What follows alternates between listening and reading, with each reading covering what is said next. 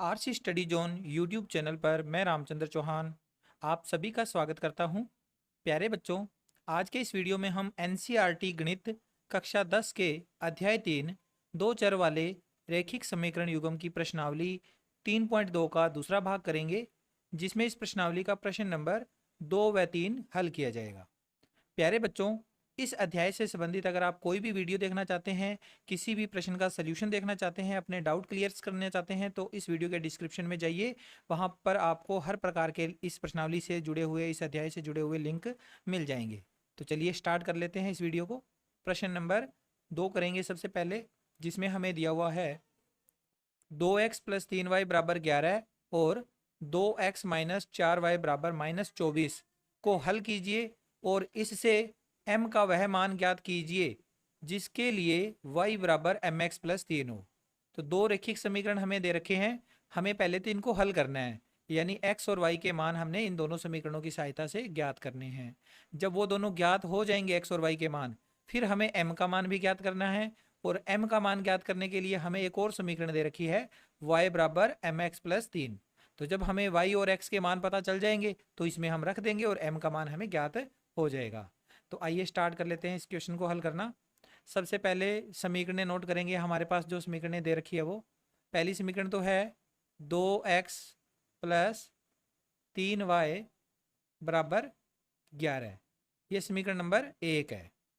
और दूसरी समीकरण है 2x माइनस 4y बराबर माइनस 24, ये दूसरी समीकरण है। अब हमें इसमें कौन सी विधि लगानी है?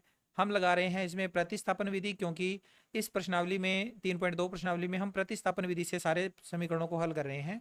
तो प्रतिस्थापन विधि में दोनों समीकरणों में से हमें जिस समीकरण में x का गुणांक छोटा है उससे हमें x का मान निकालना है। तो दोनों में देखो x के गुणांक देखो, दोनों में 2 है, तो हम दोनों में से कोई भी एक समीकरण ले लेंगे। अब हमारे पास आगे वाले जो मान है वो देखो y के मान और अचर पद, अगर इनको देखते हैं तो आसान समीकरण ये दिख रही है, ये थोड़ी सी मुश्किल दिख रही है, ये आसान है। यहां से हम x का मान फाइंड करेंगे, x का मान यहां से निकालेंगे। तो लिखेंगे यहां समीकरण 1 से, समीकरण 1 हमारे पास है 2x प्लस 3y बराबर 11। यहां से x का मान निकालना है तो ये 3y चला जाएगा बराबर के दूसरी तरफ, इधर रह जाएगा 2x और बराबर में आ जाएगा 11 माइनस में 3y। इधर प्लस का 3y था, इधर आके माइनस का हो गया। अब 2 को यहाँ से हटा देंगे तो x बराबर आएगा 11 माइनस 3y और बटा में 2। समीकरण नंबर 3 मान लेंगे इसे, ठीक है। इसके बाद हमें यह मान समीकरण 2 में रखना है, x का मान। तो यहाँ लिखेंगे x का मान समीकरण 2 में रखने पर, x का मान समीकरण 2 में रखने पर, समीकरण 2 ये है, तो यहाँ लिखेंगे 2, फिर आगे x की जगह पर लिखेंगे 11 माइनस 3y और बटा में 2 और माइनस का 4y बराबर माइनस में है 24। समीकरण 2 में जब x का मान रखा हमने तो देखा कि इसके गुणा में भी 2 है, बटा में भी 2 है, तो दोनों आपस में कट जाएंगे। हमारे पास क्या बच गया? ओनली यहाँ पर 11 माइनस 3y माइनस में आगे 4y बराबर में माइनस का 24। माइनस के 3y और माइनस के 4y दोनों मिलकर हो जाएंगे माइनस के 7y। और इधर माइनस का 24 तो इधर था, ये वाला जो 11 प्लस का है ये इधर आएगा बराबर के दूसरी तरफ, तो ये भी माइनस का हो जाएगा। तो माइनस के 7y बराबर आ जाएगा माइनस का, ये दोनों माइनस के हैं, जुड़ जाएंगे, माइनस के 24 और माइनस के 11 माइनस के 35। तो यहाँ से y का मान आएगा माइनस 35 बटा में माइनस का 7। माइनस माइनस को कैंसिल कर देगा, 35 में 7 का भाग देंगे तो y का मान आ जाएगा 5। y बराबर आ गया 5, ठीक है। ये हमने y का मान निकाल लिया। इसके बाद इस y के मान को समीकरण 3 में रखेंगे और वहां से x का मान भी हम ज्ञात कर लेंगे। तो अगले पेज पर चलते हैं हम, यहाँ लिखेंगे y का मान, y का मान कहाँ रखना है? y का मान समीकरण y का मान समीकरण 3 में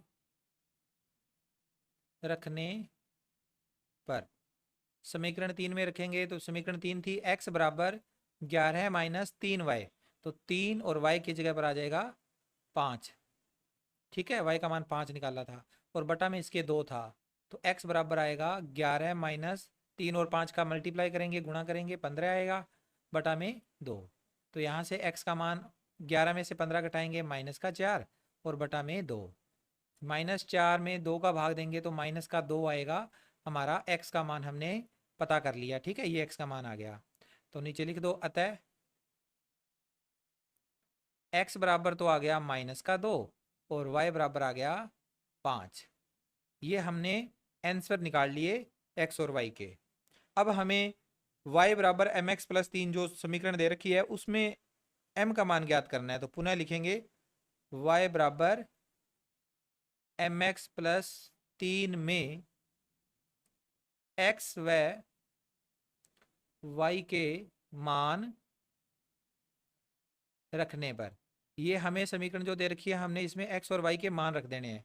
y की जगह पर क्या लिखना है, 5 बराबर m के गुणा में x का मान माइनस का 2 प्लस में 3, तो ये आएगा 5 बराबर m का गुणा -2 से करेंगे माइनस का 2 m और प्लस का 3, प्लस वाला 3 5 वाली साइड में आएगा, तो 5 माइनस 3, 5 माइनस 3 बराबर माइनस के 2m, तो यहाँ से आ जाएगा 5 में से 3 घटाने पर 2, 2 बराबर -2m।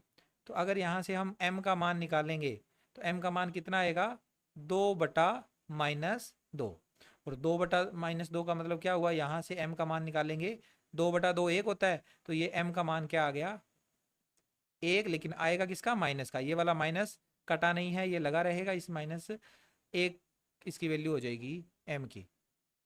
ठीक है, ये हमने m का मान पता कर लिया, तो इस तरह से हमने इसका आंसर ज्ञात कर लिया। ठीक है बच्चों, तो ये क्वेश्चन नंबर 2 हमारा यहाँ पर कंप्लीट हुआ। आई होप आपको सारा क्वेश्चन अच्छे से समझ में आया है, और इसको आप वीडियो को रोक कर पीछे जाकर इस वीडियो को यहीं पर रोक कर नोटबुक में नोट कर लें इस क्वेश्चन को। आगे चलते हैं, अब हम इसका अगला क्वेश्चन करते हैं, तीसरा क्वेश्चन है, निम्न समस्याओं में रेखिक समीकरण युग्म बनाइए और उनके हल प्रतिस्थापन विधि द्वारा ज्ञात कीजिए। हमें पहले तो इन समीकरणों की रेखिक समीकरण बनानी है और फिर उसके बाद उनको प्रतिस्थापन विधि से हल करना है। तो इसमें कुल 6 प्रश्न दे रखे हैं हमें और 6 समस्याएं हैं अलग अलग प्रकार की, तो प्रत्येक क्वेश्चन को हमें रेखिक समीकरण युग्म बनाकर हल करना है प्रतिस्थापन विधि से। तो चलिए इसका पहला पार्ट करते हैं। सबसे पहले नंबर पे जो पहला क्वेश्चन है उसमें दिया हुआ है, दो संख्याओं का अंतर 26 है, एक संख्या दूसरी संख्या की 3 गुनी है, उन्हें ज्ञात कीजिए। दो संख्याएं हैं जिनका अंतर यानी कि घटाव करने पर 26 आएगा, और एक संख्या दूसरी संख्या की 3 गुनी है, ये भी दिया हुआ है, उन्हें हमें ज्ञात करना है। तो हल करते हैं। दो संख्याओं में अंतर है, इसका मतलब एक संख्या बड़ी है एक छोटी है, तो हम लिखेंगे माना बड़ी संख्या बराबर x तथा छोटी संख्या बराबर y। बड़ी संख्या और छोटी संख्या को हमने मान लिया क्रमशः x और y। अब प्रश्न के हिसाब से हमें समीकरणें बनानी है, तो लिखेंगे प्रश्नानुसार दो संख्याओं का अंतर कितना है। पहली कंडीशन में दे रखा है दोनों संख्याओं का अंतर, दोनों संख्याओं का अंतर कितना दिया हुआ है, अंतर दे रखा है 26। तो बड़ी संख्या x उसमें से छोटी संख्या y घटाएंगे तो कितना आएगा, 26 आएगा। ये समीकरण नंबर 1 हो गई। ठीक है, अब सेकंड कंडीशन अप्लाई करेंगे, जहां लिखा हुआ है कि एक संख्या दूसरी संख्या की 3 गुनी है। तो एक संख्या दूसरी संख्या की 3 गुनी है, तो बड़ी संख्या जो है वो छोटी संख्या की 3 गुनी होएगी। बड़ी संख्या बराबर 3 गुणा छोटी संख्या। ठीक है, 3 गुनी का मतलब 3 का गुणा कर दो, छोटे के साथ ही गुणा करना है, ये ध्यान में रखना आपने। x बड़ी संख्या है, 3 गुणा y छोटी संख्या है, तो x बराबर 3y। ये है समीकरण नंबर 2। अब हम पहले प्रतिस्थापन विधि में जब हम निकालते थे तो x या y का मान निकालते थे, उसको समीकरण 3 बनाते थे। लेकिन अब यहाँ देखो समीकरण 2 में x का मान हमें प्राप्त हो गया, x बराबर 3y, x की वैल्यू पता चल गई यहाँ पे। तो इसका मतलब अब हम समीकरण 3 नहीं बनाएंगे, इसी समीकरण से ही x का मान समीकरण 1 में रखेंगे, फिर वहां से y का मान निकल जाएगा और y का मान फिर समीकरण 2 में रख देंगे। तो यहाँ लिखेंगे x का मान समीकरण 1 में रखने पर, समीकरण 1 में रख देते हैं x का मान। तो x की जगह पर आएगा 3y माइनस फिर ये वाला y बराबर में 26। तो 3y माइनस 1y यानी कि 2y बराबर 26। तो y बराबर आ जाएगा 26/2 और 26 में 2 का भाग देते हैं तो 13 आता है। तो y का मान हमारे पास आ गया 13। ठीक है, ये इस तरह से हमने y की वैल्यू पता कर ली। ओके, अब हम इस y के मान को रखेंगे समीकरण 2 में। तो लिखेंगे अगले पेज पर हमारे पास y का मान दिया हुआ है 13 है, तो लिखेंगे y का मान समीकरण 2 में रखने पर, समीकरण 2 में y का मान रखेंगे तो x बराबर 3y था, तो 3 गुणा y की जगह पर 13 है, तो x बराबर आ गया 13 3 39। x की वैल्यू कितनी आई 39। तो लास्ट में लिख देंगे अतः x और y जब हमें ज्ञात हो गया तो लिख देंगे अतः बड़ी संख्या यानी कि x बराबर तो आया 39 और छोटी संख्या जिसे हमने क्या माना हुआ था, y माना हुआ था, तो उसकी वैल्यू निकाली थी हमने पिछले पेज पे 13। तो इस तरह से हमने दोनों ही मान निकाल लिए, बड़ी संख्या और छोटी संख्या दोनों संख्याएं हमारी ज्ञात हो गई। नोट कर लें इस प्रश्न को, आगे चलते हैं। इसके बाद इसका नेक्स्ट क्वेश्चन है सेकंड, जिसमें दिया हुआ है हमें कथन, दो संपूरक कोणों में बड़ा कोण छोटे कोण से 18 डिग्री अधिक है, उन्हें ज्ञात कीजिए। अब दिखने में आपको यहाँ ये लग रहा होगा कि एक ही कंडीशन दे रखी है, एक ही समस्या दे रखी है कि बड़ा कोण छोटे कोण से 18 डिग्री अधिक है, तो एक ही समीकरण बनेगी यहाँ से। तो लेकिन दूसरी समीकरण यहाँ नहीं बन पा रही है आपके अकॉर्डिंग। तो आप इसमें ये एक बात देखो, ये क्वेश्चन ऐसे भी दिया जा सकता था कि दो कोणों में बड़ा कोण छोटे से 18 डिग्री अधिक है, ऐसे नहीं दिया, दो संपूरक कोण लिखा है शब्द। तो ये संपूरक कोण जो है ना, इसकी परिभाषा क्या होती है, ऐसे दो कोण जिनका योग 180 डिग्री हो उन्हें संपूरक कोण कहते हैं। तो हम यहाँ पर जो कोण मानेंगे वो दोनों संपूरक कोण है, तो दोनों का योग 180 डिग्री आएगा। तो एक समीकरण यहाँ से मिल जाएगी अपने को और दूसरी समीकरण यहाँ से प्राप्त होगी। तो हल करेंगे इस प्रश्न को। सबसे पहले हम नोट करेंगे कि मानेंगे कोणों को, माना बड़ा संपूरक कोण, बड़ा संपूरक कोण, बड़े संपूरक कोण को हमने x मान लिया और छोटा संपूरक कोण y मान लेते हैं और छोटा संपूरक कोण बराबर y। प्रश्नानुसार पहली कंडीशन में हम लिखेंगे संपूरक कोणों का योग। क्या है संपूरक कोणों का योग? 180 डिग्री। तो लिखेंगे संपूरक कोणों का योग, संपूरक कोणों का योग बराबर 180 डिग्री। तो संपूरक कोण x और y है, तो x और y का योग हो गया 180 डिग्री। ठीक है, पहली समीकरण। और दूसरी समीकरण में लिखा हुआ है कि बड़ा जो कोण है वो छोटे कोण से 18 डिग्री अधिक है। तो यहां लिख देंगे बड़ा संपूरक कोण बराबर है छोटा संपूरक कोण और इस कोण से 18 डिग्री अधिक, छोटे संपूरक कोण से 18 डिग्री अधिक है। ठीक है, बड़ा संपूरक कोण छोटे संपूरक कोण से 18 डिग्री अधिक है, तो बड़ा संपूरक कोण x और छोटा संपूरक कोण है y प्लस में 18 डिग्री। तो ये तो समीकरण 1 बनी थी हमारे पास। अब ये समीकरण नंबर 2 आ गई। और समीकरण 2 से हमें x का मान प्राप्त हो गया। तो जैसे पिछले क्वेश्चन में किया था बिल्कुल वैसे ही यहाँ से हम डायरेक्ट x का मान समीकरण 1 में रखेंगे, वहां से y का मान ज्ञात हो जाएगा, और जब y का मान ज्ञात होगा तो हम उस y के मान को समीकरण 2 में रख देंगे, तो x का मान भी हमें ज्ञात हो जाएगा। तो यहाँ लिखेंगे x का मान समीकरण 1 में रखने पर, समीकरण 1 में रख देते हैं।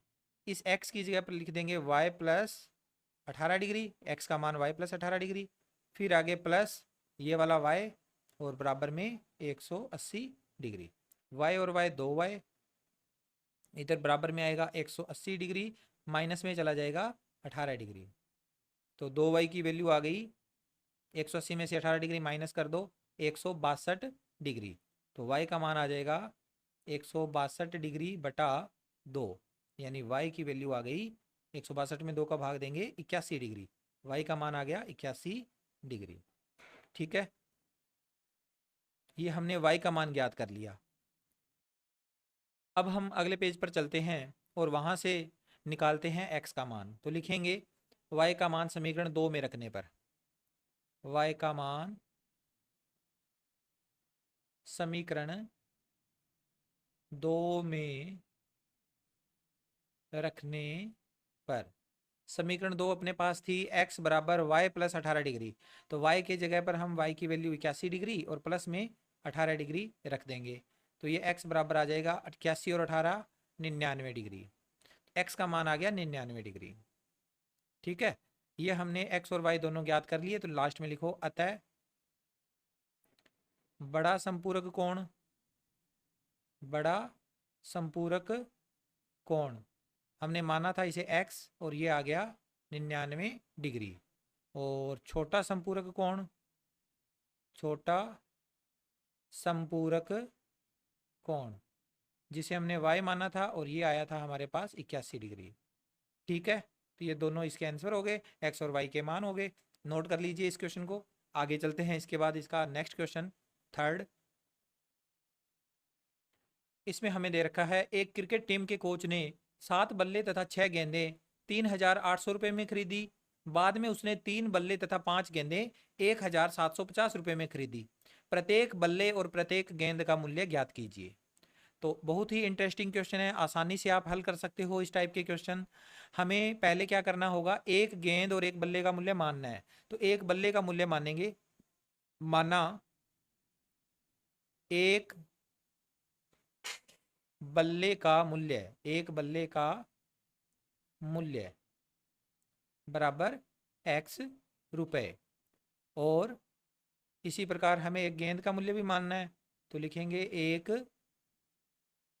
गेंद का मूल्य, गेंद का मूल्य हम मान लेते हैं y रुपए। ठीक है, अब हम प्रश्न के अनुसार समीकरण निर्माण करेंगे। तो प्रश्नानुसार पहली कंडीशन क्या है, 7 बल्ले और 6 गेंदें 3,800 रुपये में खरीदी। तो लिखेंगे 7 बल्ले और 6 गेंदों का कुल मूल्य, कुल मूल्य कितना रुपए है, 3,800 रुपये। अब आप देखो बच्चों, एक बल्ले का अगर मूल्य x रुपए है तो 7 बल्लों का कितना हो जाएगा, 7x, प्लस एक गेंद का मूल्य y रुपए है तो 6 गेंदों का मूल्य होएगा 6y। तो 7x और प्लस 6y टोटल दोनों का मूल्य आ गया जो कि 3,800 रुपये है। तो समीकरण 1। सेकंड कंडीशन इसी तरह से, दूसरी कंडीशन में 3 बल्ले हैं और 5 गेंदे हैं, इनका टोटल मूल्य 1,750 है। तो लिखेंगे 3 बल्ले और 5 गेंदों, 3 बल्ले और 5 गेंदों का कुल मूल्य, कुल मूल्य कितना है, 3 गेंदे और 5, 3 बल्ले और 5 गेंदों का 1,750 रुपये। 3 बल्ले 3x रुपए के हो गए और 5 गेंदें हो गई 5y रुपए की। टोटल करने पर दोनों का रेट जो है वो 1,750 रुपये है। समीकरण नंबर 2। अब इनको प्रतिस्थापन विधि से हल करना है, तो x के गुणा में यहाँ 7 है, यहाँ x के गुणा में 3 है, तो ये समीकरण इसके बजाय आसान है, तो इसी समीकरण से हम x का मान निकालेंगे।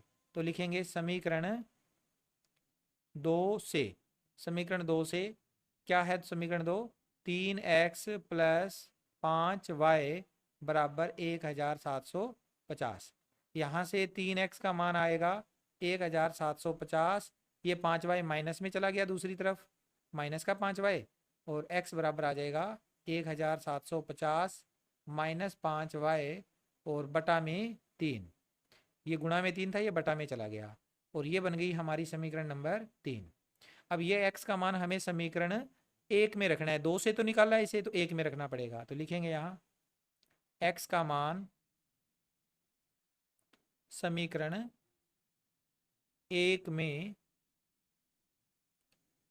रखने पर, समीकरण 1 में रख देंगे, इस 7 की जगह पर तो 7 आएगा, और उसके आगे x है तो x की जगह पर आ जाएगा 1750 माइनस 5y बटा में 3, और प्लस में आगे ये वाला 6y, और बराबर में 3800।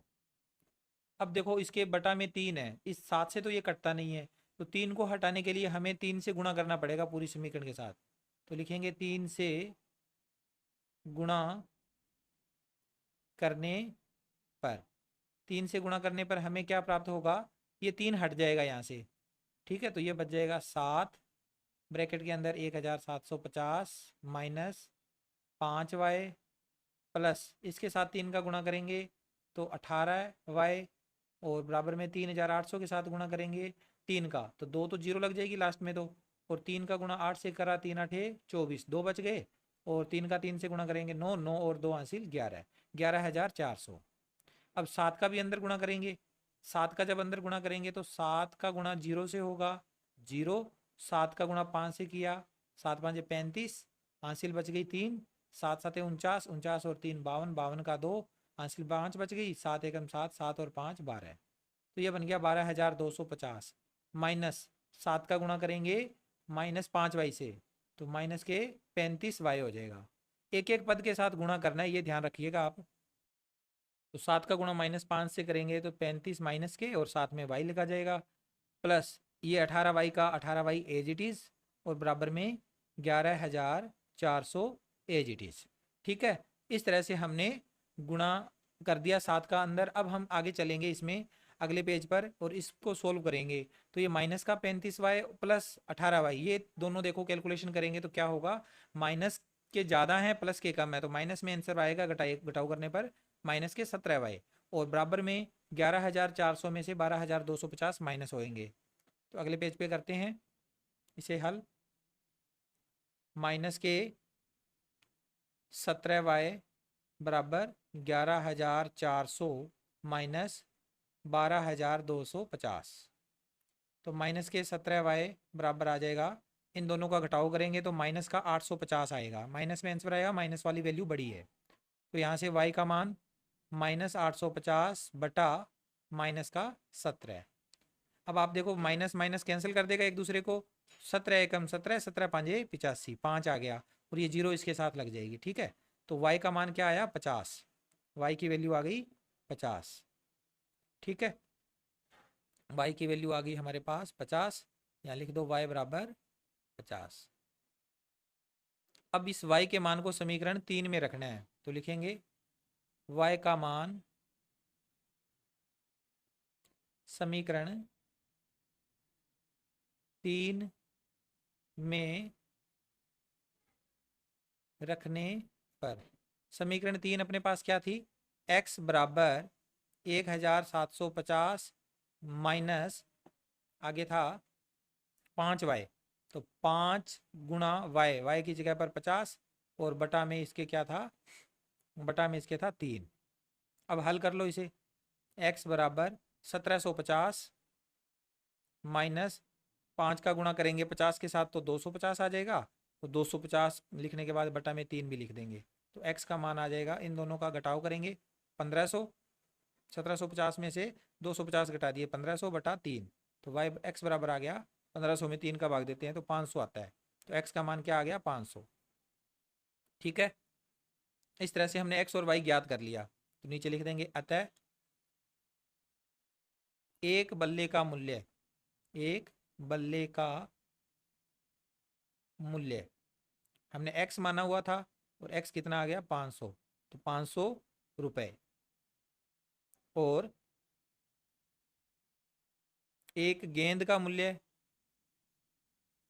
एक गेंद का मूल्य y माना था और y का मान 50 आया है, तो 50 रुपए। ये इस क्वेश्चन का आंसर हो गया।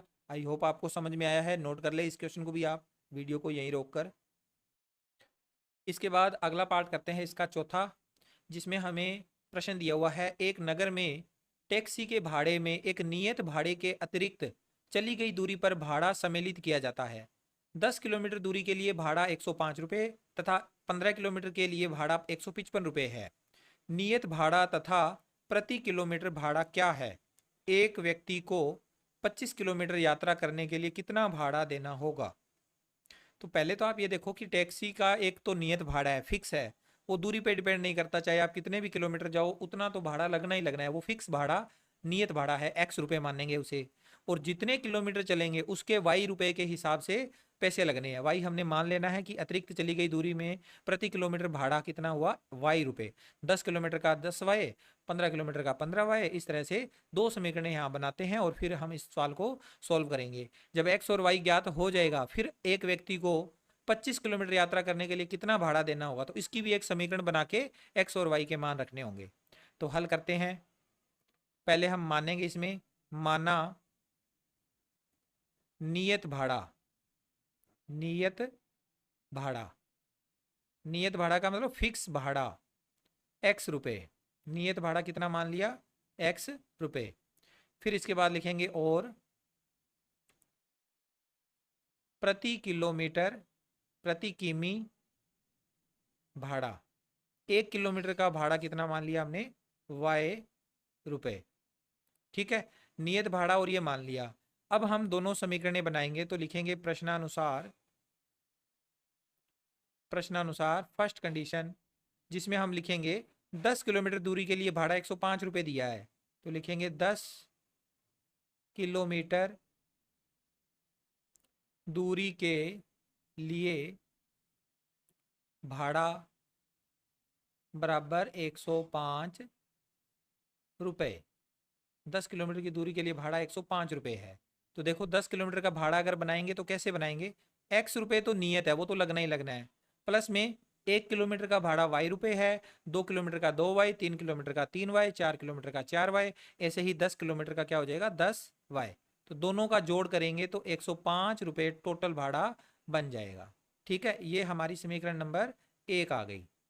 ओके, इसी तरह से समीकरण 2 प्राप्त करेंगे। समीकरण 2 में लिखेंगे 15 किलोमीटर दूरी के लिए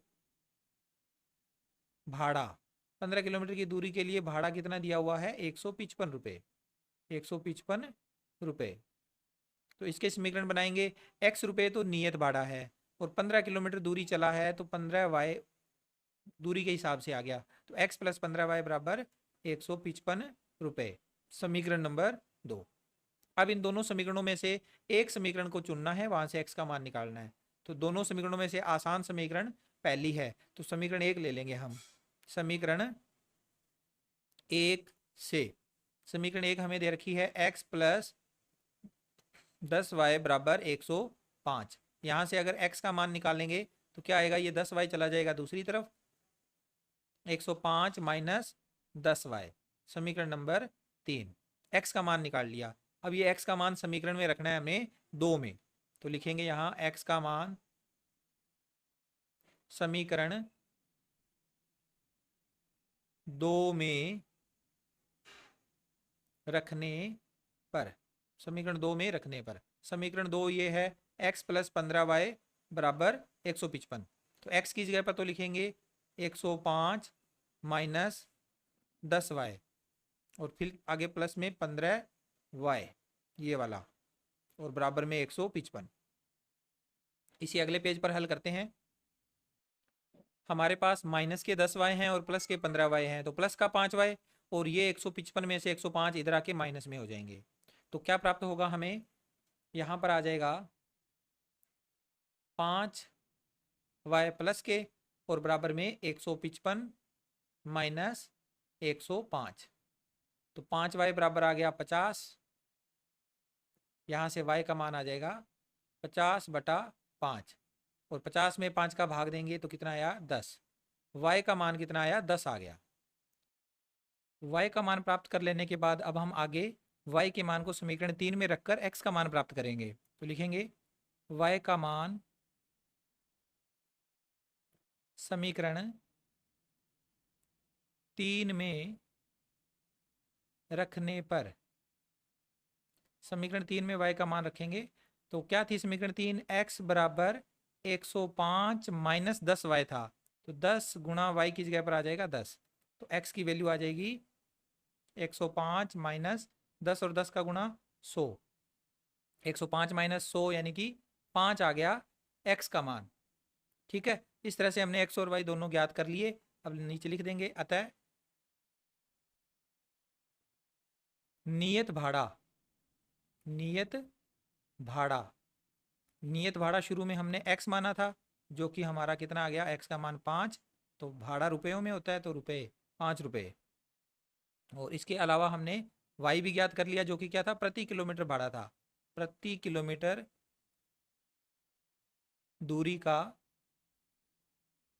भाड़ा जिसे y माना था शुरू में हमने, और वो कितना आ गया 10 रुपये। इस तरह से हमने x और y ज्ञात कर लिया। ठीक है, अब इस प्रश्न में एक चीज और ज्ञात करने वाली रह गई। प्रश्न के आखिर में यह भी पूछा गया था कि एक व्यक्ति है 25 किलोमीटर दूरी तय करता है तो उसे कितना भाड़ा देना होगा। तो 25 किलोमीटर दूरी का भाड़ा हम समीकरण बनाएंगे। 25 किलोमीटर दूरी का भाड़ा, 25 किलोमीटर दूरी तय करने के लिए भाड़ा या दूरी के लिए भाड़ा कितना आ गया, x रुपये तो लगने ही लगने हैं क्योंकि x तो नियत भाड़ा है, और 25 किलोमीटर के लिए 25y टोटल रुपया बन जाएगा। तो ये आ जाएगा x का मान 5 प्लस 25 गुणा x की जगह पर तो 5 लिखा, y की जगह पर y का मान 10 है, तो ये आएगा आगे हल करने पर 5 प्लस 250 रुपये, तो टोटल भाड़ा कितना बन गया 255 रुपये। 25 किलोमीटर दूरी के लिए भाड़ा कितना हुआ 255 रुपये आंसर। ठीक है, तो आप इस क्वेश्चन को नोट कर लें अपनी नोटबुक में। इसके बाद हम आगे चलते हैं, इसका अगला पार्ट जो है 5वां वो देख लेते हैं। यदि किसी भिन्न के अंश और हर दोनों में 2 जोड़ दिए जाए तो वह 9/11 हो जाती है। यदि अंश और हर दोनों में 3 जोड़ दिया जाए तो वह 5/6 हो जाती है। वह भिन्न ज्ञात कीजिए। हल करते हैं। किसी भी भिन्न संख्या को अगर लिखा जाता है अंश बटा हर के रूप में लिखा जाता है तो हम मानेंगे इसमें अंश और हर को, लिखेंगे माना भिन्न का अंश, भिन्न का अंश, किसी भी भिन्न का अंश हमने मान लिया x तथा भिन्न का हर, भिन्न का हर मान लिया y। अतः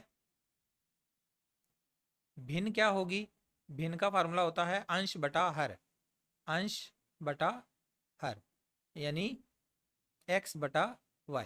आखिर में जब हम x और y के मान ज्ञात करेंगे तो हमें इस रूप में आंसर प्राप्त करना है क्योंकि हमें भिन्न ज्ञात करनी है। ठीक है, इसके बाद यहाँ पर जो कंडीशन दे रखी है प्रश्न के अनुसार हमें 2 समीकरणें प्राप्त करनी है, तो लिखेंगे प्रश्नानुसार, प्रश्नानुसार फर्स्ट कंडीशन में अंश बटा हर हमारी भिन्न है, लेकिन प्रश्न में लिखा है कि अंश और हर दोनों में 2 जोड़ दिए जाए तो वह 9/11 हो जाती है। तो दोनों ही साइड हम 2-2 ऐड कर देंगे, अंश में भी 2 ऐड और हर में भी 2 ऐड कर दिए, जोड़ दिए 2, तो भिन्न क्या बन गई 9/11 बन गई। ठीक है, ये हमारा प्रश्न में लिखा हुआ है। तो इसके अनुसार हम इसमें मान रखेंगे, अंश की जगह तो लिख देंगे x प्लस 2 और बटा में हर की जगह लिख देंगे y प्लस 2। तो x प्लस 2 बटा y प्लस 2, तो ये आएगा 9/11। अब तिरछा गुणा करेंगे, तो तिरछा गुणा करने पर यहाँ अगर लिखना चाहो तो लिख दो, डायरेक्ट करना चाहो तो डायरेक्ट कर दो। तिरछा गुणा करने पर, तिरछा गुणा करने पर हम लिख देते हैं, इस 11 का गुणा होगा x प्लस 2 के साथ, 11 का गुणा x प्लस 2 के साथ, और बराबर में 9 का गुणा होगा y प्लस 2 के साथ, 9 का गुणा y प्लस 2 के साथ। 11 का गुणा करेंगे, 11 एकम 11, 11x प्लस 11 दूना 22, 9 का y से करेंगे 9y प्लस 18। x और y वाले मान एक तरफ ले आओ, 11x ये माइनस का हो जाएगा, 9y एक तरफ लाके पक्षांतरण करके हम समीकरण बनाएंगे, तो 11x माइनस में आ जाएगा 9y, बराबर में इधर 18 तो लिखा हुआ है, ये 22 है, ये माइनस में आ जाएगा, तो समीकरण बन जाएगी 11x माइनस 9y बराबर 18 माइनस 22 करेंगे तो माइनस का 4, समीकरण नंबर 1। ये अभी हमने पहली समीकरण प्राप्त की है। अब इसी तरह से हम दूसरी समीकरण प्राप्त करेंगे, जिसमें क्या लिखा है, अंश और हर दोनों में 3 जोड़ दिया जाए तो वह 5/6 हो जाती है। तो हम इसका दूसरा कथन लिखते हैं अगले पेज पर, और फिर वहां से एक समीकरण प्राप्त करेंगे। सेकंड कंडीशन में क्या दिया हुआ है कि हमारे पास जो भिन्न है अंश बटा हर, इसके अंश और हर दोनों में अगर 3 जोड़ दिया जाता है, दोनों में अगर 3 जोड़ दिया जाता है तो भिन्न किस में बदल जाती है, 5/6 में बदल जाती है। तो अंश की जगह x लिख देंगे प्लस में 3, बटा में हर की जगह y लिख दिया और प्लस में 3, बराबर में 5/6। इसमें भी तिरछा गुणा करेंगे, जैसे हमने पीछे गुणा किया था सेम उसी तरह से तिरछा गुणा करके हल करेंगे। तिरछा गुणा करने पर 6 का गुणा हो जाएगा x प्लस 3 के साथ, और बराबर में 5 का गुणा हो जाएगा y प्लस 3 के साथ। तो 6 का अंदर गुणा करेंगे, 6x प्लस 6 का 3 से गुणा किया, 6 3 18 है, 5 का गुणा करेंगे 5y प्लस 5 3 15। तो x वाली वैल्यू एक तरफ लाएंगे, 6x माइनस 5y बराबर में 15 माइनस 18, तो ये बन जाएगा 6x माइनस 5y बराबर माइनस का 3, समीकरण नंबर 2। अब समीकरण 1 में क्या था, यहाँ पर 11x माइनस 9y बराबर -4 था, और ये है 6x माइनस 5y बराबर माइनस का 3। तो ये वाली समीकरण इजी है, आसान है, तो यहाँ से हम x का मान निकालेंगे। तो यहाँ लिखेंगे समीकरण 2 से हम पहले समीकरण 2 को नोट करेंगे, 6x माइनस 5y बराबर माइनस का 3, यहाँ से 6x का मान आ जाएगा -3 प्लस 5y, और यहाँ से x का मान आएगा -3 प्लस 5y और बटा में 6, ये बन जाएगी समीकरण नंबर 3। अब ये x का मान है हमारे पास, इस x के मान को समीकरण 1 में रखना है, 2 से तो इसे प्राप्त किया है तो 1 में रखना होगा, तो लिखेंगे x का मान समीकरण 1 में रखने पर, x का मान समीकरण 1 में रखने पर, समीकरण 1 क्या थी, 11 था शुरू में, 11x, तो 11x की जगह पर हम ये मान लिखेंगे -3 प्लस 5y बटा में 6, ये हो गया x का मान। फिर माइनस में था इधर 9y, और बराबर में था, बराबर में कितना था यहाँ पर, माइनस का 4, ठीक है। अब यहाँ पर देखो आप, बटा में 6 इस 11 से तो कट नहीं रहा, तो 6 को हटाने के लिए 6 से गुणा करना पड़ेगा, तो यहाँ लिखते हैं 6 से गुणा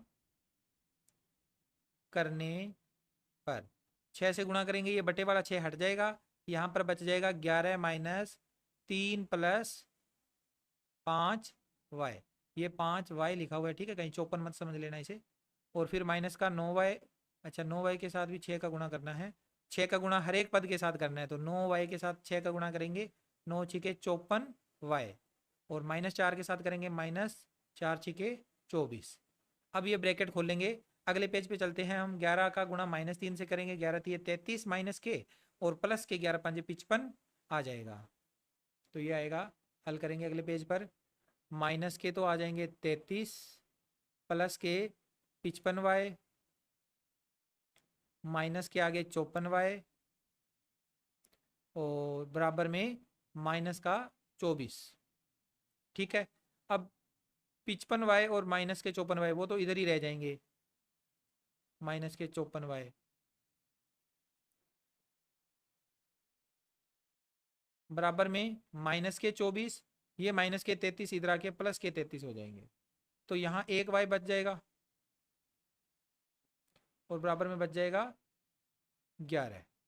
ठीक है, माइनस के 24 हैं और प्लस के 33 हैं, तो प्लस के 9 बच जाएगा, सॉरी प्लस के 9 बच जाएंगे, तो y का मान कितना आया 9।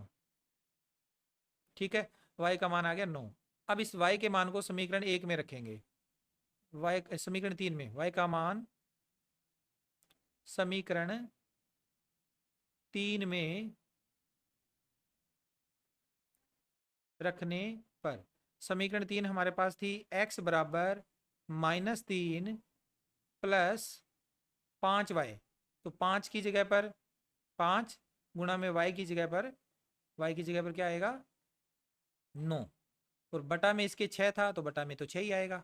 हल करेंगे इसे तो माइनस का 3 प्लस 5 और 9 का गुणा 45 और बटा में 6, तो x का मान आ जाएगा 45 प्लस के उसमें से 3 घटा देंगे 42, 42 बटा 6, यानी x बराबर आ गया, x बराबर क्या आया, x बराबर आ गया 42 में 6 का भाग दिया 7, x का मान आ गया 7। तो इस तरह से हमने x और y ज्ञात कर लिए। लास्ट में लिख देंगे अतः अभीष्ट भिन्न, जो प्रश्न में भिन्न दी गई है वह भिन्न क्या आ जाएगी हमारी अभीष्ट भिन्न, और भिन्न हमने मानी थी x बटा y, जो x की वैल्यू तो है 7 और y की वैल्यू है 9, तो भिन्न आ गई 7 बटा 9 आंसर। ठीक है बच्चों, इसे आप नोट कर लें अपनी नोटबुक में। इसके बाद अगला प्रश्न करते हैं, इसका छठा और अंतिम भाग। छठे भाग में हमें प्रश्न दे रखा है आयु से संबंधित। 5 वर्ष बाद जेकब की आयु उसके पुत्र की आयु से 3 गुनी हो जाएगी। 5 वर्ष पूर्व जेकब की आयु उसके पुत्र की आयु की 7 गुनी थी, उनकी वर्तमान आयु क्या है। वर्तमान आयु पहले हम मानेंगे, जेकब की आयु को x मान लेंगे और उसके पुत्र की आयु को y मान लेंगे, फिर हम आगे प्रश्न के लिए समीकरण निर्माण करेंगे। तो पहले शुरुआत करते हैं, माना जेकब की आयु, जेकब की वर्तमान आयु, यहाँ एक शब्द लिख देते हैं वर्तमान आयु, यानी कि जो 8% आयु है वो आयु, वर्तमान आयु इक्वल टू कितनी है x वर्ष, ये हमने मान ली। और पुत्र की वर्तमान आयु, इसको भी मान लेते हैं, पुत्र की वर्तमान आयु हम मान लेते हैं कि पुत्र की वर्तमान आयु कितनी है y वर्ष है। ठीक है, x और y हमने पुत्र और उसके जेकब की आयु को मान लिया। इसके बाद अब हमें 2 समीकरणें बनानी है, तो अब प्रश्नानुसार लिखकर हम शुरुआत करते हैं, देखते हैं प्रश्न में क्या लिखा हुआ है, उसी के अकॉर्डिंग हमें समीकरणें निर्माण करनी है। प्रश्नानुसार लिख दिया हमने, और अब हम इसके अंदर पहली समीकरण बनाते हैं। पहली समीकरण में क्या लिखा है उसने, 5 वर्ष बाद जेकब की आयु उसके पुत्र की आयु से 3 गुनी हो जाएगी। तो लिखेंगे 5 वर्ष बाद, 5 वर्ष बाद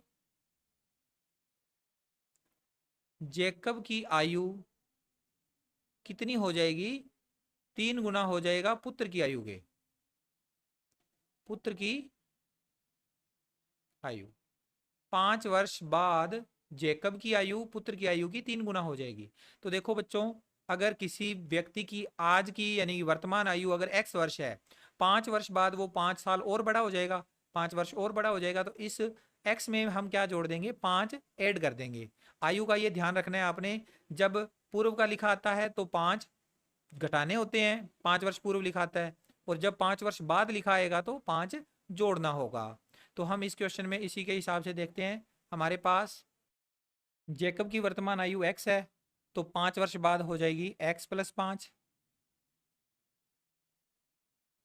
और सामने इसके बराबर में 3 गुना पुत्र की आयु y है, तो 5 वर्ष बाद y प्लस 5 हो जाएगा। ठीक है, अब इसे सोल्व करो, ये आएगा x प्लस 5 बराबर 3 का अंदर गुणा करेंगे 3y प्लस 5 के साथ गुणा कर देंगे 3 का तो 15 आ जाएगा। अब देखो बच्चों, यहाँ पर अगर हम इस 5 को इधर ले जाएं तो यहाँ से हमें x का मान ज्ञात हो जाएगा, और प्रतिस्थापन विधि में हमें x का मान ज्ञात करना ही होता है। तो हम x और y में समीकरण नए बनाकर केवल x का मान ज्ञात कर लेते हैं। इस 5 को दूसरी तरफ ले जाएंगे, 3y प्लस 15 माइनस का 5, तो x का मान आ जाएगा 3y, इन दोनों का जोड़ घटाव करेंगे तो प्लस का 10 आ जाएगा।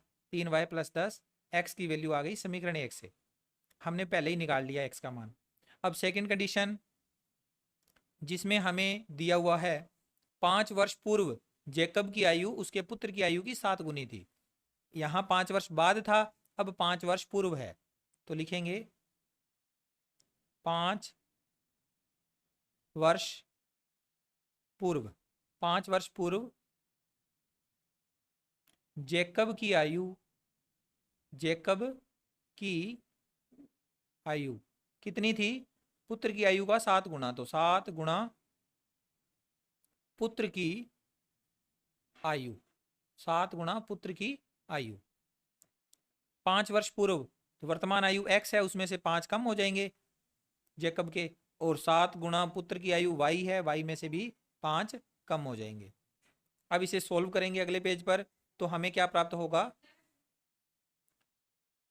x माइनस 5 बराबर 7 का गुणा अंदर करेंगे y से 7y, और 5 से करेंगे तो 7 5 35। यहाँ से समीकरण बन जाएगी हमारे पास x बराबर x minus 7y, x minus 7y बराबर आ जाएगा माइनस 35 प्लस 5। ठीक है, y इधर ले आए, माइनस के 5 को इधर ले आए, तो ये आ जाएगा x माइनस 7y बराबर माइनस 35 है, प्लस के 5 है, माइनस के 30, समीकरण नंबर 2। ठीक है, अब यहाँ से हमें x की वैल्यू रखनी है इस समीकरण में, समीकरण 1 से x का मान समीकरण 2 में रखने पर, समीकरण 2 में रखने पर x का मान क्या था? x बराबर था 3y प्लस 10, इस x की जगह लिख दिया, और माइनस का 7y बराबर माइनस का 30। 3y में से 7y घटाएंगे तो माइनस का 4y, और ये जो प्लस के 10 हैं वो इधर 30 की साइड आएंगे तो माइनस के 10 हो जाएंगे, यानी माइनस 4y बराबर आ गया माइनस के 40, तो y बराबर आ जाएगा माइनस 40 बटा माइनस 4, माइनस माइनस कैंसल, और 40 में 4 का भाग दे देंगे तो 10 आ जाएगा, y बराबर आ गया 10। y का मान क्या आया? 10 आ गया, ये जैकब की आयु हमने निकाल ली, 10 आ गई। अब इस y के मान को समीकरण 1 में रखना है, 3 तो समीकरण हमारे पास है नहीं, समीकरण 1 है, तो लिखेंगे y का मान समीकरण 1 में रखने पर, समीकरण 1 क्या थी? x बराबर 3y, 3 गुणा 10, y की जगह 10 आ गया और प्लस में आगे 10, 3y प्लस 10 था x बराबर, तो x बराबर 3 दाए 30, 30 प्लस 10 यानी x बराबर आ गया 40, यानी जैकब की आयु आ गई 40 वर्ष। लास्ट में लिख दो, अतः जैकब की आयु माने कितनी थी हमने? x, वो आ गई 40 वर्ष, और पुत्र की आयु को माना गया था y वर्ष, तो y कितना आया है? 10। तो इस तरह से x और y के मान हमने ज्ञात कर लिए। आई होप आपको ये प्रश्न अच्छे से समझ में आया है। इसके साथ ही यह वीडियो यहीं कंप्लीट करते हैं। मैं मिलता हूँ आपसे नेक्स्ट वीडियो में। Take care, bye bye.